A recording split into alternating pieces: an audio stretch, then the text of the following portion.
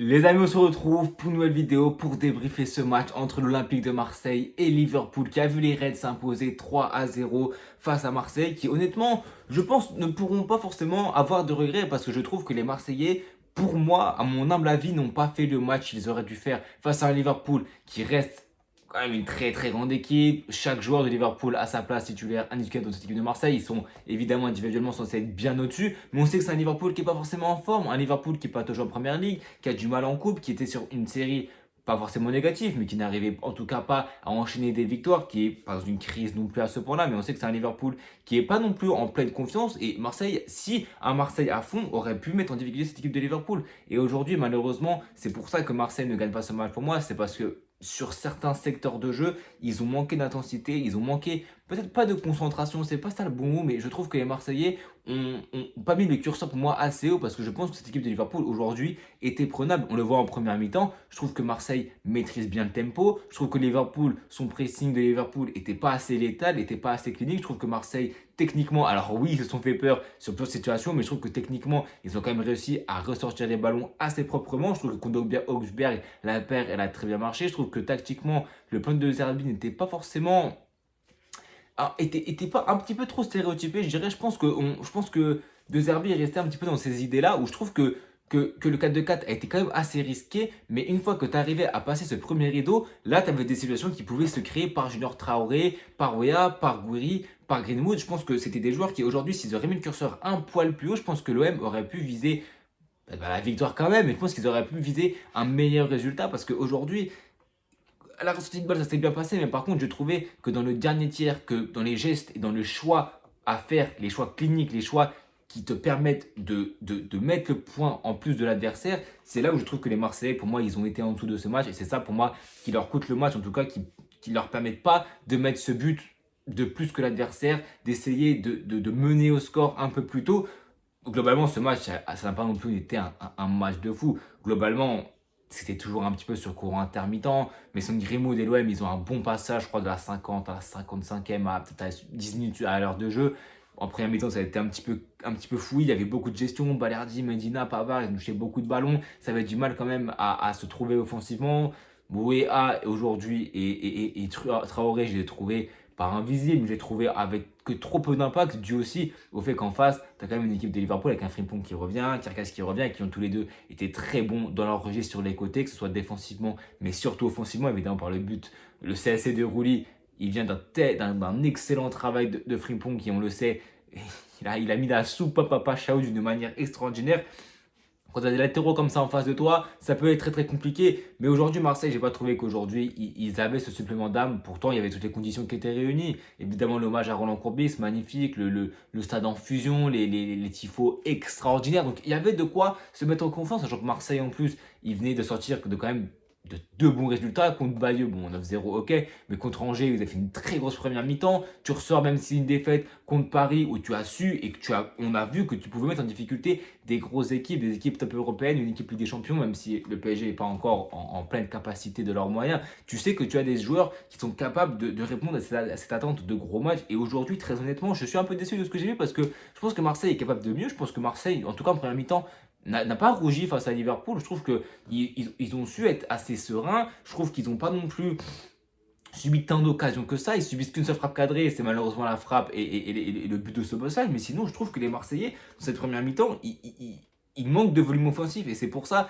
que je pense que le plan de De Zerbi à la relance était plutôt bon. Mais je pense qu'il fallait aussi, je pense, peut-être un petit peu varier les situations offensives, varier les attaques, parce que c'était un petit peu toujours les mêmes séquences qui étaient faites côté Marseillais. Je trouve que c'était positif, mais on sait que Liverpool, c'est une équipe qui court énormément. Donc même si tu bats le pressing, tu peux être sûr que si tu n'arrives pas en une, deux, trois passes à profiter de l'espace que tu as réussi à obtenir après avoir battu le pressing, bah, tu sais que Liverpool, ils vont revenir à fond et qu'ils vont revenir pour te récupérer le ballon. Parce qu'on sait que c'est une équipe qui court beaucoup, qui se replie à une vitesse éclair. Et on l'a vu sur plein de situations où le pressing a été battu. Mais les Marseillais jouent tellement mal le coup que les Reds, ils ont le temps de revenir, de se replacer.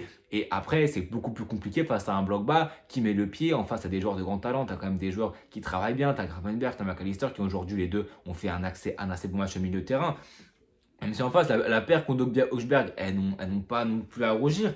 C'est pour ça que cette équipe de Marseille, pour moi, elle avait l'opportunité de faire un petit peu mieux. Je pense que le 3-0 est quand même légèrement sévère, mais je pense que ce but-là, en fin de première mi-temps, n'a pas aidé côté marseillais. Je pense qu'ils faisaient une mi-temps qui était plutôt correcte, je pense une mi-temps qui était plutôt prometteuse. Tu peux te dire que ça peut être compliqué pour chercher un résultat, mais pour maintenir le match nul, je pense que les Marseillais auraient pu en être capables.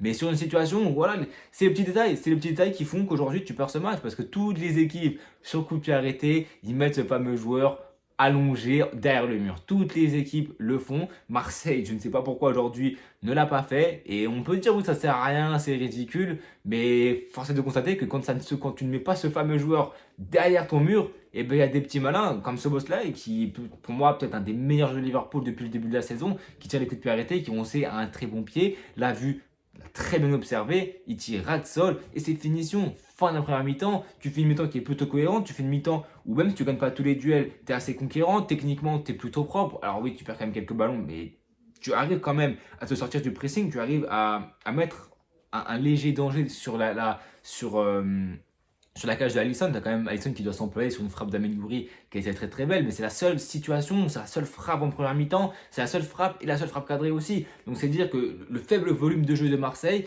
mais à part ce but, enfin à part cette frappe de Amen Gouiri, je rappelle qu'à la 28e minute, c'est la première frappe du match. Donc c'est dire aussi à quel point Liverpool, en première mi-temps en tout cas, ils ont mis beaucoup de temps à être dangereux offensivement. Alors oui, tu avais Ekitike qui dans ce match-là a vraiment été bon, et c'est ça pour moi la force de Liverpool, surtout offensivement, c'est que tu as quand même beaucoup de permutations, tu as quand même beaucoup de joueurs qui ont des postes qui sont assez libres, hormis Salah qui reste quand même souvent sur le côté droit. On sent qu'avec Wirtz et Ekitike, ça permet assez bien, ça marche assez bien, même Szoboszlai des fois, et on voit que c'est une équipe qui a des ambitions. Alors c'est un peu plus compliqué pour eux cette saison, mais on sait que ça reste des joueurs qui ont quand même du potentiel. Et si la mayonnaise prend, on sait que c'est une équipe qui peut faire du mal. Maintenant, est-ce que cette saison, c'est leur saison pour Liverpool? On voit qu'il y a quand même beaucoup de manques, on voit que même mentalement, ça peut être assez compliqué. Aujourd'hui, tu as une équipe qui est quand même au-dessus de Marseille, tu en sors avec un 3-0, mais dans le jeu, Liverpool, on attend évidemment beaucoup plus. Donc c'est pour ça que tu peux te dire que Marseille a peut-être des regrets, parce que si tu prends pas ce but-là en fin de première mi-temps, tu peux te dire que Marseille peut avoir des situations, peut avoir des gâchettes pour essayer de faire mal à Liverpool, qui, bon, n'a pas forcément besoin d'un résultat, parce que le top 8 est quasiment assuré, avec cette victoire, il est totalement assuré, mais tu peux te dire que Liverpool pouvait quand même essayer de faire un petit peu de jeu, mais Liverpool a plus défendu que ce que j'aurais pensé, a plus laissé le ballon que ce que j'aurais pensé, mais aussi dû au fait que les Marseillais, je trouve, ont relancé plutôt proprement, avec beaucoup de qualité, beaucoup de justesse. Alors, ils n'ont pas tout fait bien évidemment, mais je trouve quand même que ça a été une équipe de Marseille qui a eu des ambitions en première mi-temps, qui ont été refroidies. Et après, le deuxième mi-temps est un peu compliqué. Il y a quand même cette bonne période de la 50e à la 60e, où là, ça se crée quelques situations et tu cadres des frappes un peu dans la surface, que ce soit Greenwood, je crois qu'il y a Augsburg aussi, ou non, c'est Weah et Greenwood qui envoient deux frappes extérieures surface.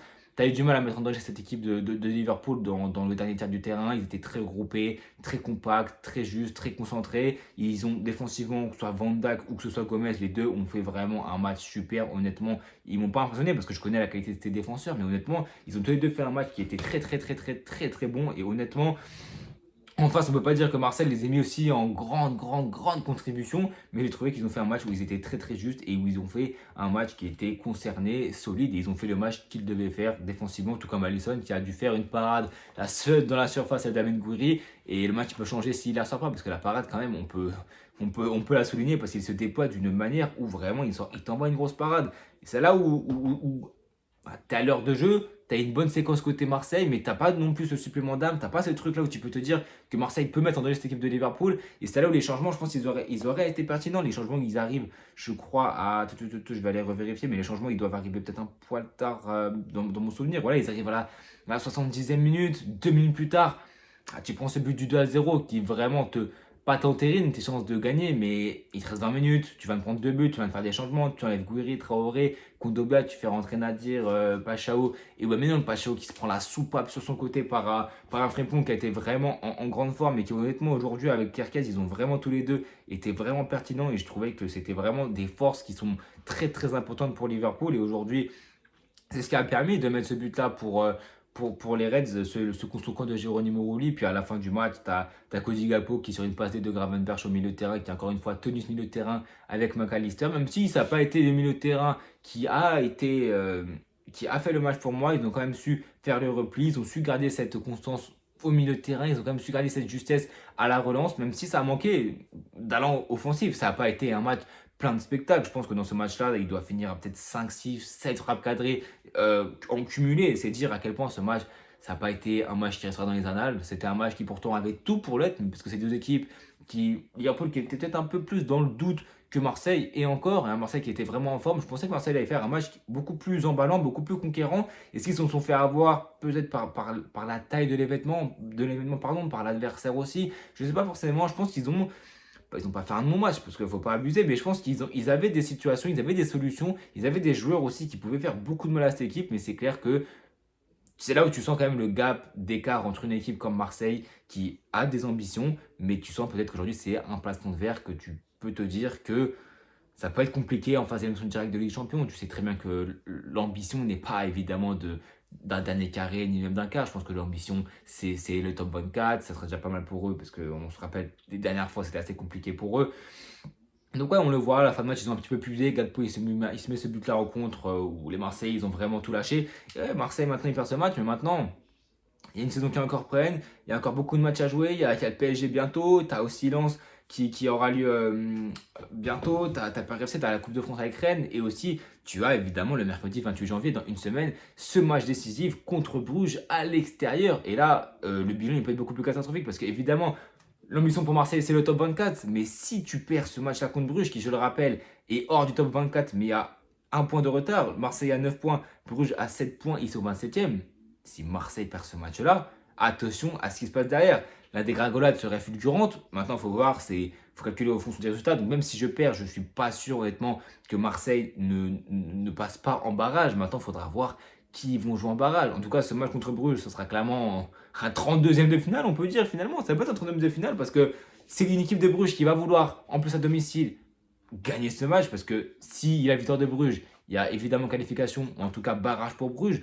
On sait qu'à domicile, c'est une équipe qui peut faire beaucoup de mal. On sait que c'est une équipe qui a vraiment, mais vraiment malmené Monaco, quitte à même les gagner 3-0, 3-1, 4-1. Une vraie performance, il y a vraiment des joueurs de très très haut niveau à Bruges. Donc c'est clair que c'est un match qui sera loin de là d'être gagné d'avance. Je pense que Marseille, même s'il y a défaite, je pense que Marseille reste en barrage, mais attention, parce que tu sais très bien que les champions, ça peut aller vite, il faut qu'on se mette en confiance, tu as un calendrier qui sera loin de là facile pour les Marseillais, donc ouais, c'est un match qui a été un petit peu décevant pour ma part, parce que je pensais que les deux équipes allaient faire un peu mieux, mais au final, le 3-0 est un peu sévère, mais pas forcément immérité au vu des situations, qui touche la barre aussi, et le peu de volume offensif concret qu'a eu l'Olympique de Marseille aujourd'hui. La seule frappe marquante, comme j'ai dit, pour moi, c'est Amine Gouiri avec cette énorme parade de Alisson. Mais pour moi, ça n'a pas été un match qui a été méga emballant. En tout cas, nous sommes ici pour cette vidéo. On se retrouve demain. Vidéo que j'ai préparée sur Alvaro Arbeloa